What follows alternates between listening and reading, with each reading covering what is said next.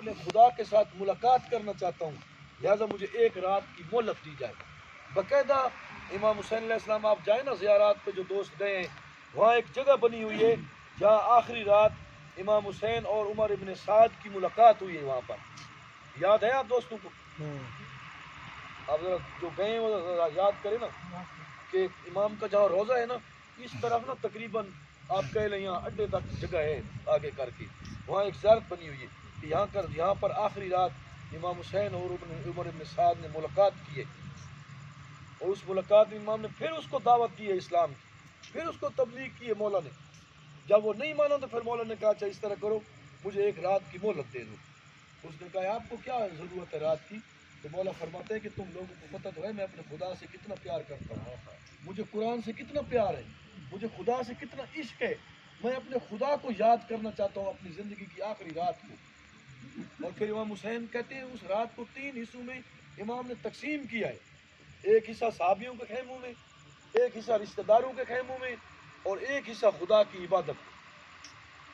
یعنی دیکھو نا حسین کو کتنا عشق ہے نماز سے، کتنا پیار ہے قرآن سے، کتنا پیار ہے اسلام سے، کہ مولا ایک رات مانگ رہے ہیں۔ اور پھر سارے جب دوستوں کو مولا نے اکٹھا کیا ہے نا، اور جب حضرت عباس کو کہا کہ عباس بھیا چراغ بجھا دو، چراغ بجھا کے مولا نے کہا جو جانا چاہے وہ چلا جائے، پھر چراغ جلایا گیا، پھر مولا نے سب کو جب جو بھائی چلا جائے چلے جائے، پھر سب نے اپنا وہاں پر اظہار کیا ہے۔ مثلا حضرت زہیر ابن نے کہا ہے کہ مولا حسین اگر مجھے کوئی قتل کر دے اور میری خاک کو پوری اس کائنات میں اڑا دے اور 100 مرتبہ ایسا کر جائے تو میں حسین کو چھوڑنے کا سوچ بھی نہیں سکتا۔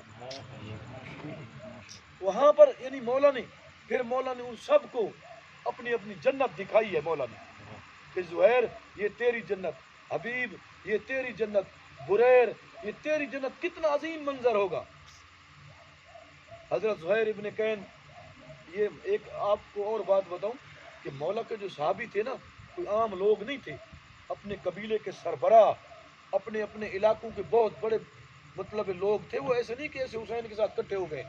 حضرت زہیر ابن کین جس کا اتنے وہ لڑتے تھے ان کا لقب بجلی تھا، حضرت زہیر ابن کین بجلی، ان کا یہ لقب تھا۔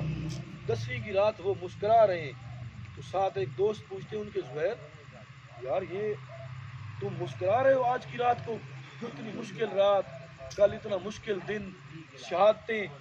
تو حضرت زہیر کہتے ہیں میں اپنی قسمت میں مسکرا رہا ہوں کہ کل جو نیزہ مجھے چھوئے گا وہ مجھے جنت کی بشارت دے گا، جو تلوار مجھے چھوئے گی وہ مجھے جنت کی بشارت دے گی۔ سارے یعنی صحابیوں نے مولا کے ساتھ اپنا عہد کیا، مولا نے سب کو جنت دکھائی، پھر مولا اپنی عبادت کی طرف مصروف ہو گئے۔ تمام صحابی جو تھے وہ اپنی رات کہتے ہیں کہ عبادت کا یہ منظر تھا کہ جس طرح شہد کی مکھیوں کی آواز آتی ہے نا، کبھی آپ شہد کے چھتے کے پاس جائیں نا تو ان کی مکھیوں کی جس طرح آواز ہوتی ہے نا، صحابہ اس طرح عبادت کر رہے تھے، کوئی قرآن کی تلاوت کر رہا تھا، کوئی نماز پڑھ رہا تھا، کوئی استغفار کر رہا تھا، یعنی پورا یہ ماحول تھا۔ پھر مولا نے اپنے اہل بیت میں کچھ ٹائم گزارا، اپنے بچوں کے ساتھ، اپنے بھائیوں کے ساتھ، اپنے بیٹوں کے ساتھ، پھر مولا نے پردہ داروں کے ساتھ کچھ ٹائم گزارا، اپنی بیویوں کو، اپنی بیٹیوں کو مولا نے حوصلہ دیا، مولا نے سب کچھ بتا دیا سب کو کہ کل کوئی یہ نہ کہے کہ مجھے حسین نے بتایا نہیں تھا کہ آپ نے مرنا ہے۔ مولا نے کہا کہ ہم نے مر جانا ہے، ہم نے چلے جانا ہے، ہم نے یہ دنیا، ہم نے اسلام پر سب کچھ قربان کر دینا ہے، کل کوئی یہ نہ کہے کہ حسین نے ہمیں غلط انداز میں کچھ بتایا نہیں تھا۔ مولا نے کہا کہ ہم یہاں پر جنگ کرنے کے لیے نہیں آئے، ہم کسی اور مقصد کے لیے آئے، میں نانے کی امت کی اصلاح کے لیے یہاں پر آیا ہوں۔ اور پھر صحابیوں نے بھی اسی طرح عہد نبھایا ہے۔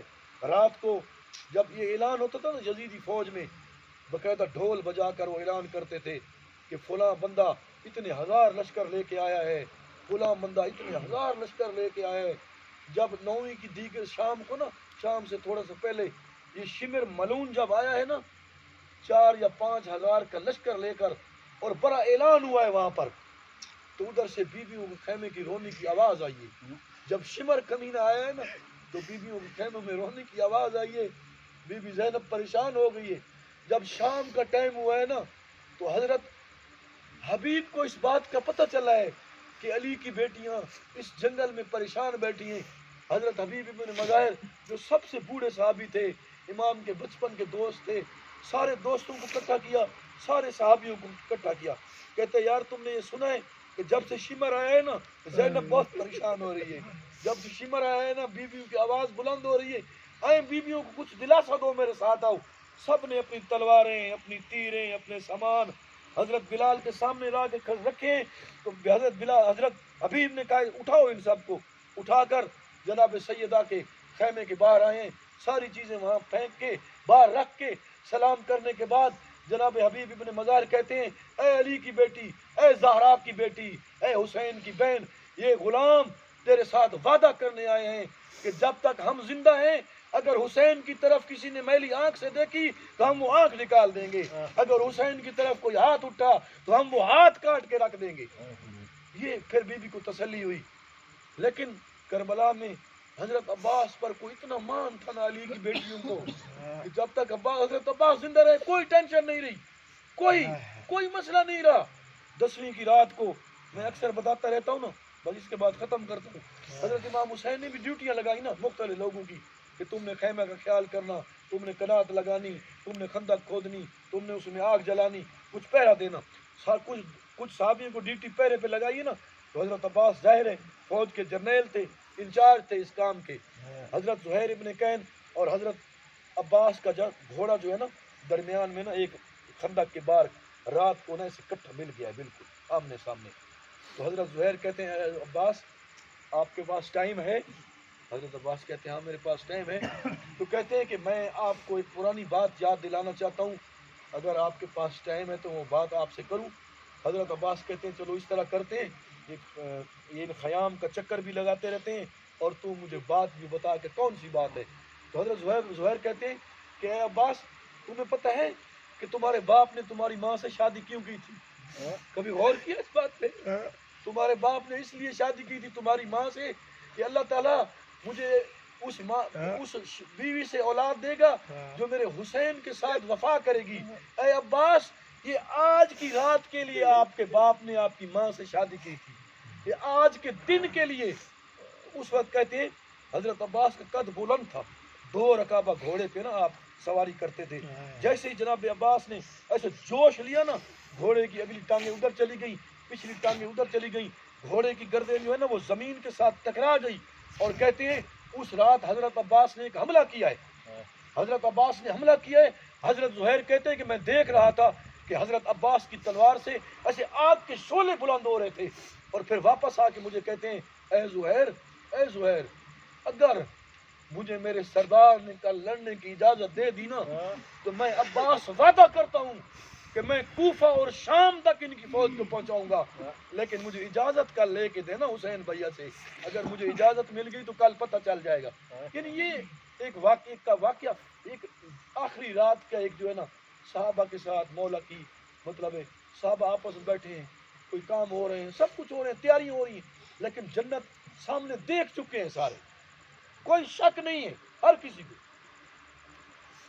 ایسے بیٹھے ہیں نا حضرت عباس اور حضرت علی اکبر ایک خیمے میں بیٹھے ہیں رات کو 10ویں کی رات کو. حضرت قاسم نہ وہاں سے گزر رہے ہیں، ہر کسی نے ایسے وہاں پہ کام کیا نا آخری رات کو ہمارے لیے میسج چھوڑا ہے. تو آپس میں چچا اور بھتریجا اندر بیٹھ کہتے ہیں حضرت اکبر کہتے ہیں چچا جان کل پہلے مجھے جانے دینا. تو جناب عباس کہتے ہیں کیوں اکبر؟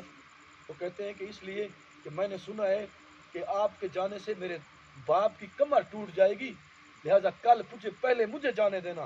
تو آگے سے حضرت عباس رو کے کہتے ہیں اے علی اکبر میں نے بھی سنا ہے کہ تیرے جانے سے پہلے، تیرے جانے کے بعد میرے بھائیوں کی آنکھوں کا نور ختم ہو جائے گا، لہذا پہلے میں جاؤں گا. یہی بات حضرت قاسم نے جب سنی ہے نا تو جلدی سے خیمے میں آ کے کہتے ہیں اے چچا جان، اے اکبر بھائی، آپ کے جانے سے میرے چچا حسین کی آنکھوں کا نور ختم ہوتا ہے، اور چچا آپ کے جانے کے بعد میرے چچا کی کمر ٹوٹ جائے گی. میں یتیم سب سے پہلے جاؤں گا، نہ میرے جانے سے میرے چچا کی کمر ٹوٹے گی نہ ان کی آنکھوں کا نور ختم ہوگا. یہ کربلا کربلا کو ڈرنے کا نام نہیں ہے، کربلا کو خوف کھانے کا نام نہیں ہے، بلکہ کربلا عزت کا نام ہے، کربلا بہادری کا نام ہے، کربلا غیرت کا نام ہے، کربلا شجاعت کا نام ہے، کربلا روزے کا نام ہے، کربلا زکوٰۃ کا نام ہے، کربلا نماز کا نام ہے. کہتے ہیں نا یزید نے جب دیکھا نہیں کہ حسین کا سر قرآن پڑھ رہا ہے تو وہ کہتے پھر کٹا کیا ہے؟ پڑھا حسین کے سر نے قرآن نیزے پر. یزید سوچ رہا تھا پھر کٹا کیا ہے، میرا مقصد تو فوت ہو گیا ہے نا. تو یہ ہے دوستو کربلا. کربلا ہمیں ہر چیز سکھاتی ہے. 10ویں کی رات ہمیں ہر چیز بتاتی ہے. اور 10ویں کا دن تو پھر وہ جو دن ہے آپ کو پتہ ہی ہے. بہرحال کل کی رات جو ہے آپ نے نہایت سادگی کے ساتھ، غربت کے ساتھ اسی طرح گزارنی ہے جیسا کہ کربلا والوں نے گزاری ہے. اور اگلا دن بھی اسی طرح گزارنا ہے جیسا کہ کربلا والوں نے گزارنا ہے. باقی یہ دوستوں کی طرف سے میسج ہے. کل سارا دن ہم یہیں ہوں گے. مجلس کے بعد جیسے مجلس میں سے ٹائم ہوگا ہم یہیں ہوں گے. آپ نے یہاں پہ تشریف لانا ہے، فاقے کی سیٹنگ کرنی ہے رکھوانے کی نیاز کے لیے. سبیلوں کو کل ہم نے ٹینٹ وہاں جا کے